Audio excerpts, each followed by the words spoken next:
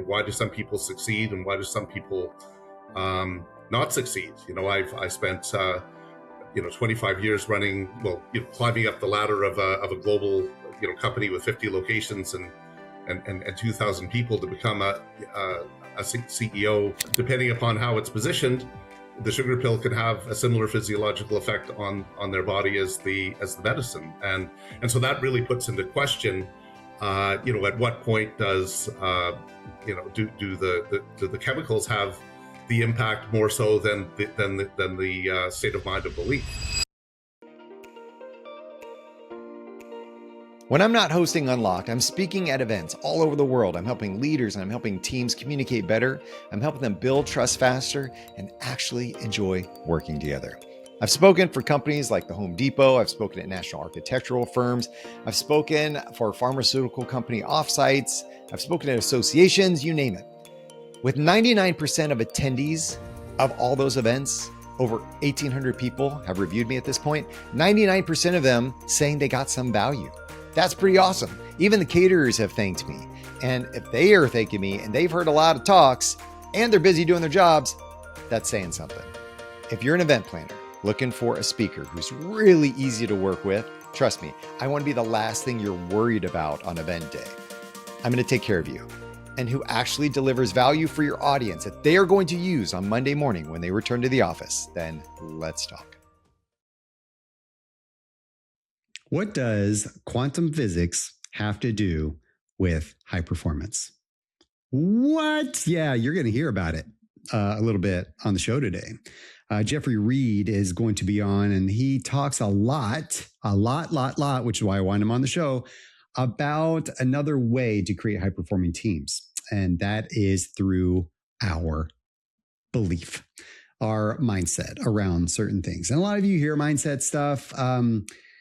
Geoffrey actually talks about it in a way that drives revenue, that drives sales teams, that drives performance on all levels. He was, actually, I'm going to read you his bio and then you understand a little bit why he is quite qualified to talk about this thing. Geoffrey M. Reid is a best-selling author. He's a TEDx speaker, a creator of The Fifth Pillar, a belief-driven performance framework focused on the internal architecture that governs consistency, execution, and results. He is the originator of belief engineering. I love that term, belief engineering, a methodology examining how belief systems shape decision-making, leadership presence, and sustained performance.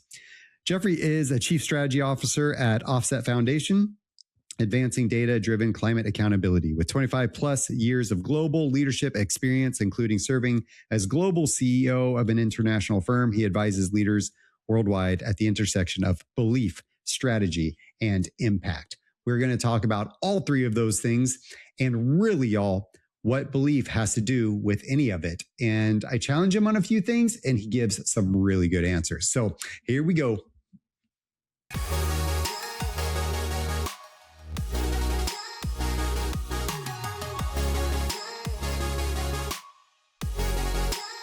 Geoffrey, how you doing, man? I'm fantastic, Scott. How are you? Oh, I'm so good. And I'm really interested to talk about this whole topic today because I'm going to start this thing out by saying, and I'm guilty of this. Okay, Geoffrey, I'm calling myself up on this thing. The word high performance, high performing teams, creating high performing teams, blah, blah, blah, blah, blah, is really, really like used a lot. Overused, I don't know if we could say that, but it's used a lot. I want to know what that term means to you. Look, great question. So happy to be on your show. Look, I guess high performance is a state that people are able to get to when they are in a place where their performance matters and when they can really have a level of where they're really peaking their possibilities in terms of being the best versions of themselves. And I guess that would apply to people in sales, athletes, surgeons, anyone that needs to perform at any given moment. That is a something that's demanded in society on so many levels. Yeah, if we were to take the example of sports, we all have teams that we cheer for, and there are athletes that will vary in terms of how good they are on any given day, and there are mechanisms in place, including sports psychologists and coaching, to be able to ensure that athletes are bringing their best performance to the table. Same thing applies elsewhere as well. Sales is where I've generated a lot of experience in that, in being able to test benchmarks of people at different levels of performance. And look, it really comes down to being the best version of yourself on any given day, and then reverse engineering what is the process, or is there a process that can help people attain that, or are people doing that in a random way without structure? And I think that's really the starting point for any conversation around high performance. So is that what you think they get consistently wrong about high performance? Because you work with a lot of high performing sales teams and leadership teams and whatnot. Is that the mistake that they're making? I think that nobody has ever been taught they've been taught how to do the process, but they've never been taught how to be the best version of themselves in the moment that matters. And whoa. So I'm sorry to interrupt you, but I want to nail that word, that phrase, the best version of themselves. What does that mean? I mean, they may assume they're being the best version of themselves, but how do you really determine that? Like, what does that mean for you? Well, look, it's a development question. And the other argument that is behind that is it possible for people to continuously reach new heights of performance through their own development and their own practice and their own way over time? So that all fits into this model of high performance. What is possible today, but what I get into through my fifth pillar concept is really, and we can get into that if you like after, but it really is establishing a current identity, being able to strengthen that identity with an optimal state, and being able to practice walking through space and time till the achievement of that identity is fulfilled, and doing it consistently through practice. And then once achieved, being able to then look at what's possible next. So it's the constant evolution of one's self to become the best versions of themselves in many iterations over time, always in pursuit of peak performance. That's great. I often talk about self-awareness leads to self-improvement, leads to self-awareness, leads to self-improvement. It's just kind of this loop, this feedback loop that constantly goes. People, I believe, that don't do that and kind of stop at one step or another are the ones that we find are probably not being the best version of themselves. I mean, the best version of yourself is the current version of yourself if you are continually working on that self and growing in that thing. I mean, do you agree with that? I just kind of made that up right now, but I mean, no, I think it's absolutely. Do you agree about that? I do, and it's a cycle, and it's kind of the opposite of what a lot of organizations spend a lot of money on and time in trying to develop. Organizations, they train, they try to measure behavior, they try to motivate, they try to instill discipline, and all of those things are kind of the byproduct of identity. And so before we start trying to attack things at the behavioral level, there's a lot of value in really looking at what is the what is happening at the level of identity, and what is happening at the belief level. It's very difficult for people to perform differently if they don't believe in themselves, if they don't believe in their product, if they don't believe in where the organization is going. So to try to attack behavior isn't even going to move the needle if one hasn't attacked things earlier in the process and really laid out a process, a program for being able to ensure that those earlier elements are optimized. I used a great term. I like this belief engineering term. Like, I really haven't seen this until I came across you and your ideas in your TED Talk and your website and started hearing about this idea of belief engineering. I mean, this is so cool. Because I think most performance conversations focus on strategy, on skills, on systems. I mean, you've said the word process in here too. So, I mean, that's all part of it. But you're really arguing this belief concept, which is why I wanted you on the show in the first place, that you feel the real constraint is belief. So what is, do you think, I don't know what you could say, the most expensive belief leaders and sales teams don't realize they're operating from, or the thing that's hurting them the most?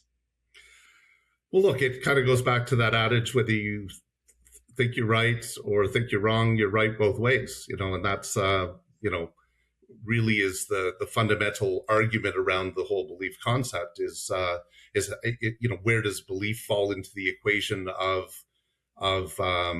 behavior and impact? And, if we were to look at, a phenomenon that's, just very well, or commonly known, the placebo effect, it kind of puts that a patient can receive a medicine that could create a physiological effect on their body, or they can receive a sugar pill. And depending upon how it's positioned, the sugar pill can have a similar physiological effect on their body as the medicine. And so that really puts into question, at what point does, do the chemicals have the impact more so than the state of mind of belief? And from that particular conundrum, it opens up a whole world of possibilities when it comes to the whole topic of performance, and the whole topic of, why do some people succeed and why do some people not succeed? I spent 25 years climbing up the ladder of a global company with 50 locations and 2,000 people to become a CEO in the London, UK headquarters for 10 years, and that whole experience allowed me to really scratch my head a lot of times, where I would have people that sounded exactly the same. They applied the process exactly the same. They had the same output that was exactly the same, but one would be performing at this level and one would be performing at this level. And this really was perplexing, because, I'm trying to control the controllables. I'm trying to quantify everything and measure everything. And what I was able to glean through reviews and interviews and questions and a lot of one-on-one interactions is there's an awful lot that's going on in people's heads when they're performing that will be the difference maker in terms of whether they end up here or there. And that really caused me to delve deep into the academic information, to go down the rabbit hole of quantum physics, to try to understand how this new science that has gained credibility in many ways, in our society, how that can apply to human consciousness, and are there links between, the principles of quantum physics, which is fundamentally the science of possibilities, and the ability for, people to create whatever outcomes they truly believe in their minds. And that's really where this rabbit hole begins, and certainly isn't going to end today. But it raises a lot of questions that has caused me to try to put frameworks around it that are credible and accessible. When you're interacting with people, whatever, sales teams, leadership teams, whatever teams, what is a common belief that you hear that's holding people back? Look, every change that occurs in an organization, whether it's a product change, whether it's a offering change, whether it's cutting back on something or adding something, for whatever reason, people are taught to be skeptical, and maybe that's risk management education in business school. Maybe that's just the way some people have been taught to survive the world through their upbringing. But there is always going to be a level of skepticism, and that's why communication, education, consultation and proper implementation is so important when it comes to change. But most people are going to fight changes that occur professionally, and they're going to believe that it's going to disrupt their ecosystem of what's worked in the past to the point where they don't want to buy into it. And that only really occurs because they can't attribute the ups and downs of their performance to anything more tangible than change.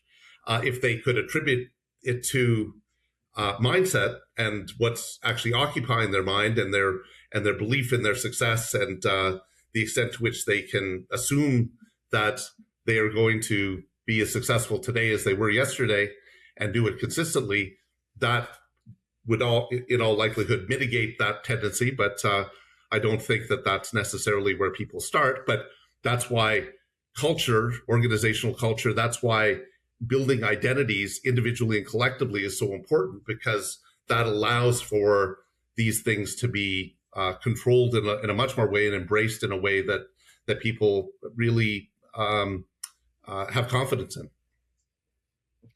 Let's talk about this for a second. I want to throw out an example, and I want you to kind of coach me through it, or how you would advise people to look at this situation. Let's just say there's a company out there, because I want to hit on this change thing, because I think this is so relevant. I do a keynote on change, and people want to talk about it all the time. There's a reorg. A company's going through a reorg. Jobs are shuffling around. People are going to take on more responsibility or different responsibility. They need to learn something new, or they need to, do something else. But they've been doing the same thing for the same way for a long time, and now something else is going to happen. Go. Like, what would you advise a team to be considering as it pertains to belief and helping this change come about a little bit easier? Well, look, I may have already established through coaching and training that if we boil it all down, there are only really two emotions, courage and fear. And I would remind everyone that, change is inevitable, and we can approach it by one of two ways. We can either embrace the change and believe that we're going to be served by the change, or we're going to fear the change and we're going to not accept it in the way that it is and fight it. And I would be wanting to have stimulated enough theory amongst the theorists that might work with me, or the reflect different personality types who learn differently, that they are empowered in their minds and their mindset, and their ability to sift through the possibilities and find an upside is very important part of their success and their ability to maintain long-term performance. And so I would really try to shape the change in a way that would guide them to have the mindset that would serve them, as opposed to be threatened by it. And if I could do that individually and collectively, for the most part, the change management exercise is a lot smoother typically, and a lot easier to fulfill. And that was there was a whole process that I would try to use to get people to support the change, but also realize that they could be served by the change if they could approach it through the lens of courage as opposed to through the lens of fear. Yeah, I feel like a lot of, we'll just stay on the change thing, resistance to things like this. We choose the fear, or we're ultimately choosing the fear because we've been traumatized in the past by something else that had happened. We've been taught that change is bad because of something that's happened in the past. How do you help people work through something like that? It's like, whoa, no, Geoffrey, we've been through this, man, and it was horrible last time. I was not served very well. I lost part of my team. It caused me to work extra. It burnt me out a little bit. And now this is happening again. And I don't know what to do about it. Look, it's absolutely a great question. It absolutely has to be addressed. And I think the way I would address it most easily would be, how does one, choose their high performing team, and how do they develop their high performing team? So in many ways, I had an opportunity at one point to develop a methodology for hiring and psychological interviews for being able to choose people that not only had the skills that I needed, but also had the mindset that I needed, and that would also mesh really well with the culture. And so off the starting point, when I had that opportunity, I would shape the organization with people that I felt could relate to the change in a courageous way, as opposed to digging in their heels and necessarily be inclined to see it fearfully. Now, as I grew through my career and took on different offices and locations that had been constructed by other people, and had to shape those mini cultures within the broad culture of the company, it was a different exercise, and often it would involve spending a lot of time with people, really finding out how they how they see the world. I would do different types of testing, some that would show me, who is inclined to take responsibility for everything that happened, and the good and the bad, and those that would blame external factors. So I would really measure people's inclination to understand the situations that way. And I, also, wanted to understand people's grit, the extent to which they would typically finish things that they would start. But maybe most importantly, I would always have a profile of people's learning styles. And rather than getting deep, into a complicated personality test or a Myers-Briggs or anything like that, I used just a very simple methodology where I would throw people into boxes, and I would understand how they learn. And every team that I ever have would have a group of, what I would call activists, reflectors, theorists, and pragmatists. The activists are kind of go, go, go. They don't stop. They might get their IKEA furniture and put it together without reading the instructions because they just want to get it done. And to create change, I might have to repeat myself 30 times and accept that that's how they learn, but that once they get it, it's locked in, Or I might look at a reflector who, all I would have to do is mention at the end of the day as they're walking out the door, hey, have you ever thought about doing it this way? Or have you ever thought of this? And they would think about it and they would probably try it the next day, Or I might have a theorist who would just need to know the theory behind it. So that's where I would get into philosophy, or I might get into books, or I might be sharing with the methodologies that would make the change easier. And then I would have pragmatists that just needed to know what was in it for them and how to see it through that lens. And, so by breaking it down into pieces that were custom designed for the people that were in the organization, I could find ways of creating efficiency in the change that inevitably needed to occur. I hear you talking about like knowing your people, knowing how they respond to certain things, being able to coach them up in the way that they need to be coached up. That one leadership style does not fit all. So I hear a bit of that. And I heard you at the beginning of the answer talk about like reframing this into what is the opportunity. And we're not trying to, I don't want to like, bypass people's feelings. I don't want to like sweep them under the rug, right? And not acknowledge that things are hard or traumatizing last time or whatever. And I think that it's really healthy to acknowledge those things, but also offering what is the opportunity from this time? Like, what do you get to do? What did you get to do last time when that happened? And what do you get to do this time that you could also grow into a possibility? Whether that is, you get to hire some new people and you get to create a new team and develop some other team members. Like there's some opportunity there, right?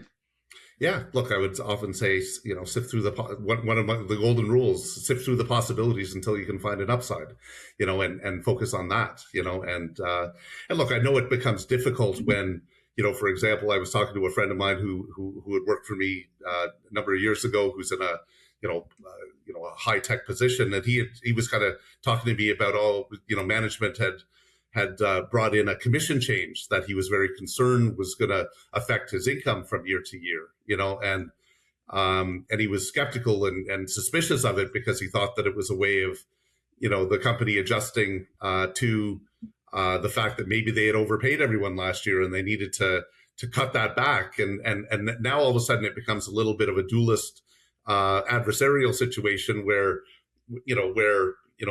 management is imposing a change that is threatening to people, and it's just very difficult to get them on side. And I was on the receiving end of that before I was, when I was a sales executive, before I was promoted through the company, and I can understand that skepticism, and I also understand it from a management perspective. But that is the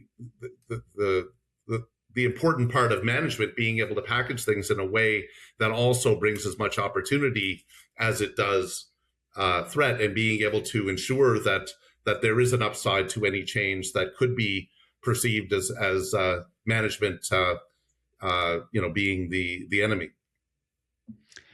Is this all? So we've said the word for fifth pillar a couple times, but we haven't explained it yet, and we're a chunk into this interview already. I meant to do this earlier, but we got on this other topic, which I'm really cool with it happening that way. Fifth pillar, explain it to me. What is that, and what are the other four? Well, look, it's a system that was born through a chapter in my book, The Revenue Catalyst, which was prompted by an observation that I had in interviewing salespeople over the years, interviewing people for sales positions, that made me realize that there was a real missing element of education in business schools. So people would go to business school, they spend a lot of money learning business, but they would learn accounting, finance, marketing, and human resources. And there was no sales education. So, and although there is an element of sales in marketing, it really doesn't focus on the fact that most CEOs are responsible for sales. Revenue is the most important part of any business. And it just seemed to me like it was a tremendous void in that particular set of educational skills. And so when I had the opportunity to, as a CEO, welcome the president of the university, where I used to teach at Concordia in Montreal years before, he had to visit me in London in, I think, 2019 on a bit of a farewell tour. He was moving to another university and he was interacting with the community. And I asked him the question. I said, why is there so little sales education in business school? And he laughed and he said, gave me a really profound answer that kind of led to the book. He said, professors aren't comfortable teaching things that they don't know enough about. Which kind of highlighted the fact that academics don't have the practical experience to teach business, and that's why a lot of business schools don't add that fifth element. So that's where it started, but the whole process has evolved as I've gotten into, through the book, belief engineering and fifth pillar, and really understanding all the dynamics of performance. Now the fifth pillar is way more than just sales as the fifth pillar of business school.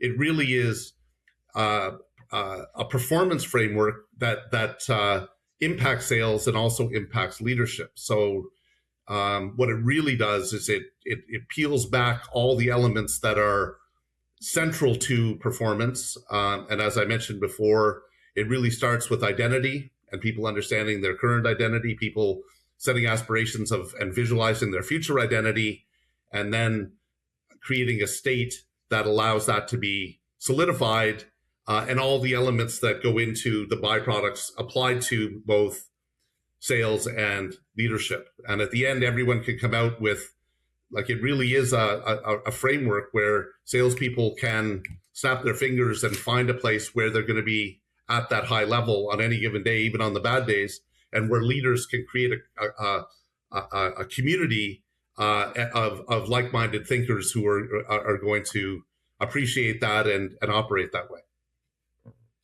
So it's a framework that I use to implement, or is it a mindset that I use to or is it both? It's both, and it's now a course which I just filmed over the last few months and have put online. for people to be able to access the framework. I decided to do it in the form of a course as opposed to another book this time, because I do feel that it is more accessible and it's very valuable, and I can also expand the principles.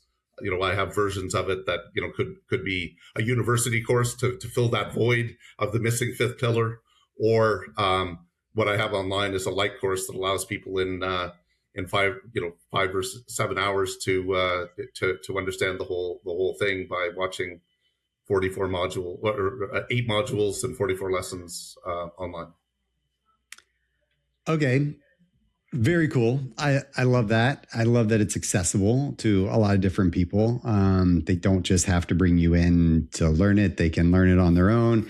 I'm assuming they can bring you in to learn this thing if they wanted to.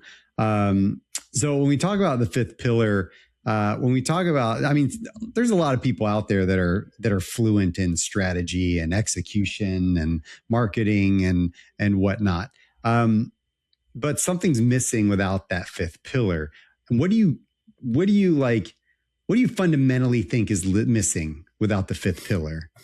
Like revenue driving sales teams, etc. But that's like surface level. Like what's fundamentally missing?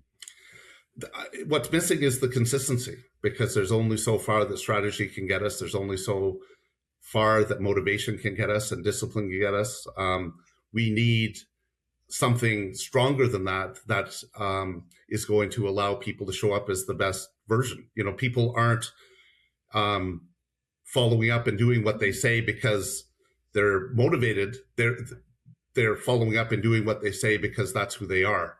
And that's why identity is so important, because when your identity is to be high performance, that is what you're going to show up as. And that is what this exercise is all about.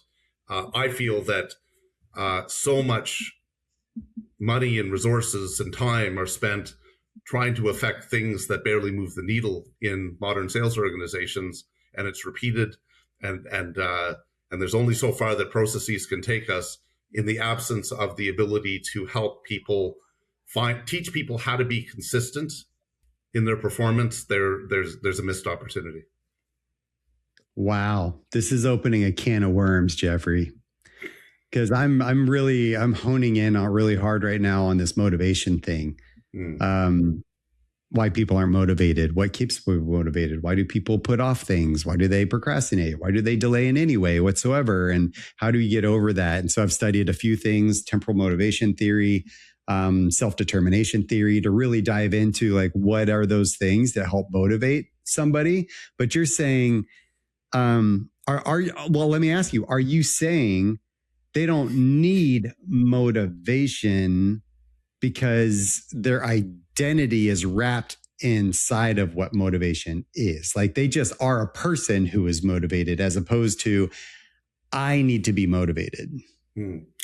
Correct. Look, I'm not discounting any of those processes because they have value, but in arguably they pale in comparison to the power of using identity as the stabilizing force, creating consistency. If you take a character actor, for example, I read about Daniel Day-Lewis, who would get into character and would take him a year to wind out of his character. But the reason he was such a great actor was because he would become the character that he was portraying, as opposed to, walking on stage and just sort of pretending to be. And so that was an identity driven, that it really demonstrates the power and the value of identity, because it's a very similar process to what I'm suggesting is the antidote to inconsistency and performance in sales organizations, in sports, and many other places elsewhere.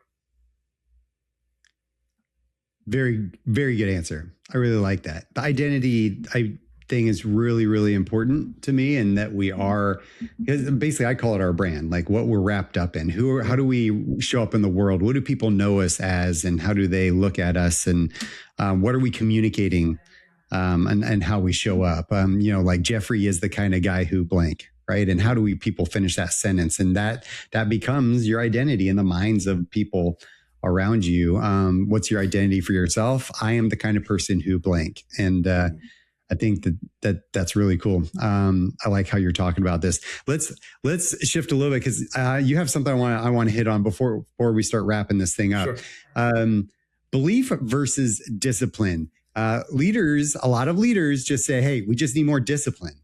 We just need to be more disciplined in our processes. We need more discipline in how we're filling out Salesforce, or how we're, doing whatever. We just need more discipline in what we do. But how do you distinguish a discipline problem from a belief problem? Well, that's a great question. Because I was going to say, as you were building up to the question, that discipline is the byproduct of an identity and belief. It just happens. It's not something that has to be forced. And I think that's one of the misconceptions of management, when they try to impose change at the behavioral level, change at the, and try to use discipline as the reason why someone should do something or not. I think that can work, but I would argue that it's unsustainable, and it requires effort that is not required when one is moving up changing the starting point and starting with with identity and belief. If someone is determined in their mind and tricks their brain to believe that their success has already occurred, the discipline will be a byproduct of that whole experience. So I don't argue that it's, discipline is not important, but forced discipline is almost wasted energy compared to how discipline could be applied by thinking about it differently and focusing on belief as the starting point. Killer. Love it. All right. We're going to do a little lightning round thing. You ready? Sure. I'm going to throw some things at you. Sure. Hopefully I don't drag out too long, because then it's not very lightning. But here goes. Okay. One belief that kills execution. Fear. A phrase that you feel sales leaders should stop using. Salespeople are born, not made. Ooh, that's good. I like that one. Okay. Let's see. One question that you would use, or leaders can use, or whatever, that would expose a limiting belief. What bothers you? Okay, tell me about that. I'm violating my lightning round. I want to know what the idea is behind that question. Look, the background of this is when I was trying to construct an organization of people that were the right profile for me, which was, I wanted positive people who typically succeeded at things that they set out to do. That was my profile. I was less concerned with, measures of intelligence or academics or degrees or experience. I would focus on that principle. And in order to be able to, uncover people's mindset, I could ask that question, and I would get a variety of answers that would then allow me to delve into some supplemental questions that would help me profile how someone thinks in their mind, their tendency to maintain a level of positivity in difficult situations, their potential to be forgiving rather than vindictive if things don't go well in the relationship, warding off liability. So this was very important to me in constructing an organization that, so that particular question was often the starting point. And based on that, I could get into other questions such as, would your friends describe you as a positive person? And I would always get a yes or a maybe, because people see themselves that way. And then I could delve into it and I would say, why is that important to you? And they would give me an explanation of, why they like to maintain that type of identity. And depending upon what they would say, they might say people don't want to hang around with negative people. That's why I'm positive. Or they might say positive people tend to be more successful. Then I would have an idea of how sticky their commitment to being positive might be. So I know that's a long answer, but what bothers you was often an entry point to my being able to profile someone in a way that could allow me to decide whether they were right for the organization that I was hiring for or not. Well said. Very cool. Where do people get the Revenue Catalyst? And how can people get access to the Fifth Pillar course? So some of this is fresh. The Revenue Catalyst is everywhere on Amazon. So whatever country people are, they can just type in my name, Geoffrey Reid, or Geoffrey M. Reid, or the Revenue Catalyst, and it'll pop up straight away. So it's also on Canadian Bookstore, Indigo, and some US sites, as well as Barnes and Noble, etc. So it's out there, but Amazon is often the best place to get it. They can also go to my website, geoffreymreid.com, and there's a link to it there. With respect to the Fifth Pillar, I have it up on a site currently. I might be doing a switch, so I would recommend going to my website. I'm having it changed right now, and there's going to be an interface with the course itself where I'm holding it. So I would recommend just going to my website for now, and people certainly can find it online where it is. Very cool. And y'all, if you want to hear a little bit of Geoffrey's brain on the TED stage, go check it out, because on YouTube, it's got a ton of views, and rightly so. It's very thought-provoking and very interesting in how you present different topics, talking about quantum physics and our belief systems and how we look at things and perceive things become our reality. And I love all that. So super cool. Geoffrey, thanks for being on the show, man. Good luck to you. Keep spreading the good word and helping those high-performing teams. Loved it. Thank you, Scott. Really a pleasure being here. I do talk a lot about change because, y'all, change is happening all the time in our personal lives, in our professional lives. It's always happening. And I was interested in his idea that there are two different ways you can think about change. You can either fear it, or you can have courage about it and through it and move through the fear and what that opportunity is on the other side. I like this idea, this communication, education, and consultation. Communication, education, consultation. How do we help move people through change well? And how do we help them, create mindsets of empowerment and growth and opportunity and things like that? I think that that's important. Acknowledging that some people, it's hard. Some people have the mindset they have because they've been taught, right? Certain behaviors get this type of reward or that type of consequence. And sometimes things do happen to us. We are the victims of situations, and that can happen. Now, the problem there is that we think of ourselves as the victim of every situation, and that can hinder us. And that's that mindset thing. Thinking about how I will be served by this mindset about belief, the fifth pillar, an identity-based system. The identity-based thing is so cool, y'all.